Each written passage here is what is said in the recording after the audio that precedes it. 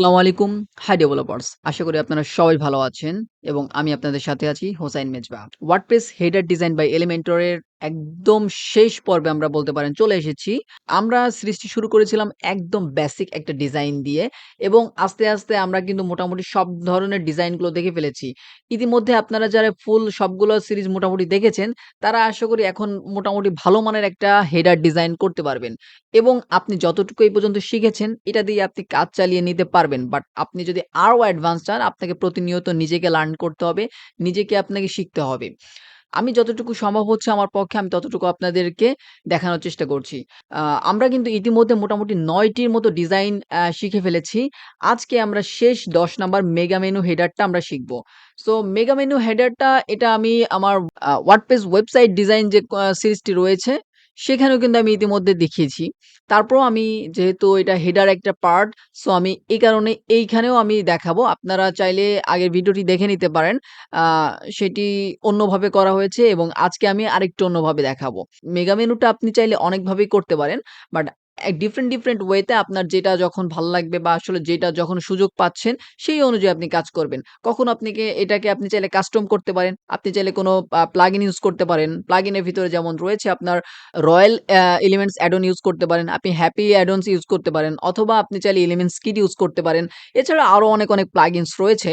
তো আপনি সেগুলো চাইলে ইউজ করতে পারেন। তবে আজকে আমি চেষ্টা করব যেহেতু আমরা একটা প্লাগইনস ইনস্টল করেছিলাম আপনারা জানেন গত পর্বে আপনারা দেখেছেন।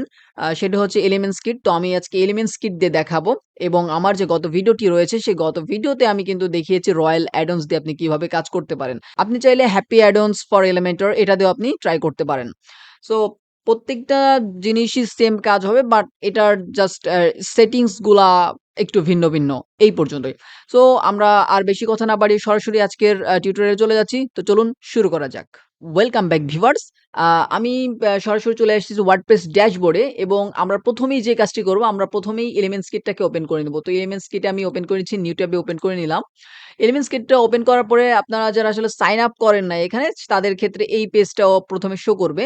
তো আমি এখানে জাস্ট সাইন আপ করে নিব। আপনার এন্টার ইউর ইমেইল অ্যাড্রেস বলছে। তো আপনি এখানে যেকোনো একটা ইমেইল অ্যাড্রেস দিয়ে দিতে পারেন। সো আমি এখানে ডেমো একটা ইমেইল অ্যাড্রেস দিয়ে নিচ্ছি। ডেমো ইমেইল অ্যাড্রেস দেওয়ার পরে নেক্সট স্টেপ করবেন। এরপরে আপনি এখানে এসে নেক্সট স্টেপ করে দিবেন। এরপর নিচের দিকে এসে আপনি চাইলে এখানে এটা এনেবল রাখতেও পারেন, নাও রাখতে পারেন। এখানে আপনি পড়ে নিতে পারেন যে share non sensitive diagnose data and details about the plug-in uses. বা এটা আসলে ইম্পোর্টেন্ট না তেমন কিছু। তারপরেও এখানে চাইলে রাখতে পারেন। কারণ আপনার ডাটাগুলা আসলে এই এলিমেন্টর কোম্পানি বা এলিমেন্টস কিট বা হচ্ছে আপনার এলিমেন্টর আ এটা হচ্ছে তারা ডাটাগুলাকে কালেক্ট করবে এবং হচ্ছে আপনার বিশেষ করে নন সেনসিটিভ ডাটাগুলোকে কালেক্ট করবে এবং তারা আসলে নিজেদের প্লাগইন গুলোকে আরো ইমপ্রুভ করার চেষ্টা করবে। That's why. সো এটাকে আমি আনচেক করে দিচ্ছি। তারপর হচ্ছে নেক্সট স্টেপ করে দিলাম। নেক্সট স্টেপে দেখতে পাচ্ছেন এখানে আপনি কয়েকটা অপশনস পাবেন। সেটা হচ্ছে আপনার হেডার, ফুটার, বিল্ডার, মেগা মেনু আ এবং হচ্ছে অ্যাডভান্স ট্যাব এবং আদার্স। তবে আমাদের যেটা দরকার সেটা হচ্ছে আমরা মেগা মেনুটা। এই কারণে আমরা এইটা সাইন আপ করব। আদারস এ কিন্তু আমরা কাজ করতে পারছিলাম without sign up.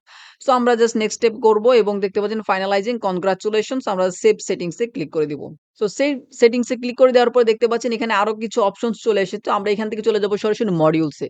So modules এ আসার পর এখান থেকে আমরা দেখতে পারবো যে মেগা মেনু এটা অন করা আছে কিনা। আপনারা চেক করে নিবেন। অনেক সময় এটাকে অফ করাও থাকতে পারে। তো আপনি এটাকে জাস্ট অন করে নিবেন।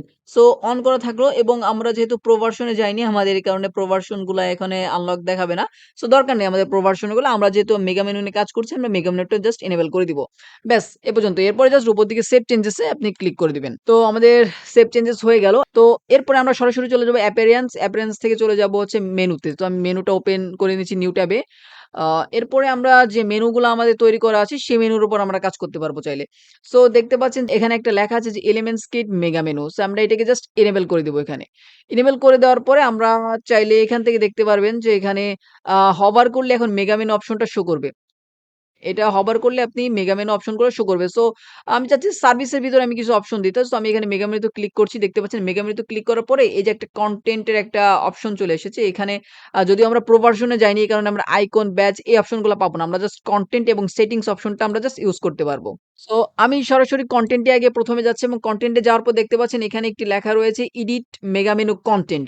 জাস্ট এই অপশনে আপনি ক্লিক করে দিবেন। সো তার আগে অবশ্যই মেগা মেনুটাকে এনেবল করে নিতে হবে। এই কারণে দেখতে পাচ্ছেন মেগা মেনু ডিসেবলড লেখা রয়েছে। জাস্ট আপনি ক্রসের উপর ক্লিক করলে এখানে এনেবলড হয়ে যাবে। এরপরে আপনি চাইলে এডিট মেগা মেনু কনটেন্টে ক্লিক করলে এটা এডিট করতে পারবেন। তো আমি এটা এডিট মেগা মেনু কনটেন্টে ক্লিক করছি। দেখতে পাচ্ছেন মেগা মেনু কনটেন্টে ক্লিক করার সাথে, সাথে একটা পপআপ চলে আসছে। একটু ওয়েট করতে হবে।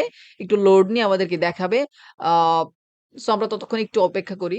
ওকে ভিউয়ার্স দেখতে পাচ্ছেন যে এখানে একটি এডিটর চলে আসছে। আমাদের যে এলিমেন্টর এডিটরটা রয়েছে সেই এডিটরটা এখানে চলে আসছে। সো এখান থেকে আমরা জাস্ট আমাদের মেগা মেনুটা আমরা ক্রিয়েট করে নেব। সো মেগা মেনু ক্রিয়েট করার জন্য আপনি অনেক স্টাইল আছে। আপনি সেগুলো ফলো করতে পারেন। বাট আমি একটা বেসিক একটা স্টাইল আপনাদেরকে দেখাচ্ছি। সেই অনুযায়ী আপনি চাইলে তৈরি করতে পারেন। তো আমি এখানে first of all flex box নিয়ে নিচ্ছি। তো ফ্লেক্স বক্সে ক্লিক করে আমি এখান থেকে ৪ টা সেকশনের ৪ টা কলামের একটা আ কন্টেইনার নিয়ে নিলাম। এরপর দেখতে পাচ্ছেন ৪ টা কলাম চলে আসছে। এখন আমরা এখানে ফার্স্ট অফ অল আমরা এখানে কি করতে পারি? এখানে একটা আ আ ক্যাটেগরি তৈরি করতে পারি বা যেহেতু আমরা এখানে সার্ভিস অপশন এসেছি তো আমাদের সার্ভিস গুলাকে আমরা সুন্দরভাবে এখানে উল্লেখ করে দিতে পারি। তো আমি একটা কাজ করছি আমি এখানে ৩ টা রাখছি। এখানে ওকে আমি জাস্ট এখানে ৩ টা অপশন রাখছি। ৩ টা অপশন রেখে আমি কাজ করে দেখাচ্ছি। সো এটাকে ডিজাইন করার জন্য আপনি আপনার মতো করে ডিজাইন করবেন। আমি জাস্ট একটা বেসিক আপনাদেরকে ধারণা দিয়ে দিচ্ছি যে আপনি কিভাবে আসলে মেগা মেনুটা তৈরি করবেন।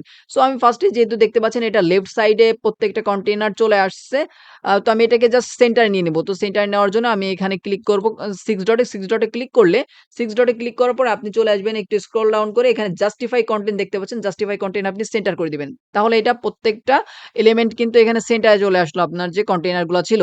সো এটা সেন্টার হলো। এখন আমরা কি করব? এই কন্টেইনারের ভিতরে আমরা কনটেন্ট দিব। সো কনটেন্ট দেওয়ার জন্য আমরা প্লাস আইকনে ক্লিক করছি।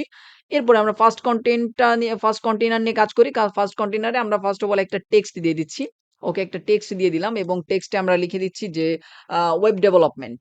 ওকে এখানে আমি লিখে দিলাম ওয়েব ডেভেলপমেন্ট এবং ওয়েব ডেভেলপমেন্ট লেখার পরে আপনি এখান থেকে আ এটা একটু স্টাইল করে নিব আমরা। স্টাইলে আমরা ক্লিক করছি। স্টাইলে ক্লিক করে আমরা টাইপোগ্রাফিতে এসে আমরা ১ম এ হচ্ছে গিয়ে জাস্ট সাইজ দিয়ে দিই। সাইজ আমরা 20 রেখে দিচ্ছি। আ ওকে এবার জাস্ট এটার কালারটা চেঞ্জ করে দিব। কালারটা চেঞ্জ করে দেওয়ার জন্য আমরা একটু কালারে আসবো। টেক্সট কালার, টেক্সট কালারে এসে আমরা এটাকে ব্লাক করে দিলাম। সো এরপরে আমরা ওয়েব ডেভেলপমেন্ট কি নিয়ে ওয়েব ডেভেলপমেন্ট করব আমরা সেগুলো চাইলে এখানে দিয়ে দিতে পারি। তো এটা দেওয়ার জন্য আমি আবার প্লাস আইকনে ক্লিক করছি। এবার আমরা এখানে পয়েন্ট আকারে দিব। সো পয়েন্ট আকারে দেওয়ার জন্য আমরা এখানে আ লিস্ট নিয়ে আসতে পারি। তো আমরা লিস্ট দেখেন আইকন লিস্ট রয়েছে। তো আইকন লিস্ট আমি এখানে ড্রপ করে দিচ্ছি। তো আমরা এখানে লিস্ট আকারে এই ব্যাপারগুলোকে শো করব যে আসলে ওয়েব ডেভেলপমেন্ট আমাদের কি ওয়েব ডেভেলপমেন্ট সার্ভিস আমরা দিয়ে থাকি। সো আমি এখানে এডিট করছি। এডিট করে দেখতে পাচ্ছেন লিস্ট আইটেম 1, 2, 3 আছে। আমি এগুলোকে কেটে দিয়ে আমি জাস্ট একটাকে লিস্ট আইটেমটা আমি চেঞ্জ করে দিচ্ছি। আমরা এখানে লিখে দিলাম ওয়ার্ডপ্রেস ওয়েবসাইট। ওকে এরপরে আমরা জাস্ট এই যে আইকনটা রয়েছে টিক মার্ক এই আইকনটাকে আমরা চেঞ্জ করে দিতে পারি। তো আইকনটা চেঞ্জ করে দেওয়ার জন্য আমরা এখান থেকে সরাসরি চলে যাব আইকন লাইব্রেরিতে। আ আচ্ছা এখানে আপডেট চাচ্ছে আমি একটু আপডেটটা একটু দিয়ে নিই। সো এখান থেকে আমরা আপগ্রেড করে দিচ্ছি আপগ্রেড টু ফন্ট অসাম 5 এরপরে আমি কন্টিনিউ তে ক্লিক করছি। সো আমাদের কিন্তু আপডেট হয়ে গেছে। আচ্ছা আমরা মেইনলি হচ্ছে আগের যে কাজটা সেটা পাবলিশ বা সেভ করে নিই কারণ আমরা চলে গেছে। তো অপেক্ষা করুন আমি সেই জিনিসটা আবারও করে দিচ্ছি। ওকে আমরা ইতিমধ্যে আসলে বাকি কাজগুলো করে ফেলেছি। এখন আমরা যেটা করব এই আইকনটাকে পরিবর্তন করতে হলে আমরা ক্লিক করব লিস্টে ক্লিক করার পর আমরা আইকনস এ এসে আইকন লাইব্রেরিতে চলে আসবো এবং আইকন লাইব্রেরিতে এসে আপনি আপনার মতো করে একটা আ চেক মার্ক এখানে দিয়ে দিতে পারেন। আপনার যেটা আসলে যে আইকনটা প্রয়োজন হবে আপনি সেটা দিতে পারেন। আমি আ এই মুহূর্তে একটা আইকন দিয়ে দিচ্ছি। দেখি কোনটা ভাল লাগে। আ ওকে আমি এই আইকনটা দিয়ে দিচ্ছি। এটা দেখতে ভালো আছে। ওকে এটাকে আমি জাস্ট একটু স্টাইল করব। তো স্টাইল করার জন্য আমি চলে যাব স্টাইলস এ এসে আপনি চলে আসবেন আইকনস এ আসার পর আপনি আইকনস এর কালারটা চেঞ্জ করে দিতে পারেন। আপনি আইকনস এর কালারটা এখানে আপনি ব্লাক দিতে পারেন বা একটু গ্রিন ও দিতে পারেন। আমি একটু গ্রিন কালার একটা আইকন দিয়ে দিচ্ছি। ওকে আমি একটা ডার্ক গ্রিন মোটামুটি একটা কালার আইকন দিয়ে দিলাম। এবং টেক্সট যেটা রয়েছে টেক্সটের কালারটা আমরা একটু পরিবর্তন করি। টেক্সটের কালারটা আমরা ডিরেক্ট ব্লাক করে দিই। ওকে।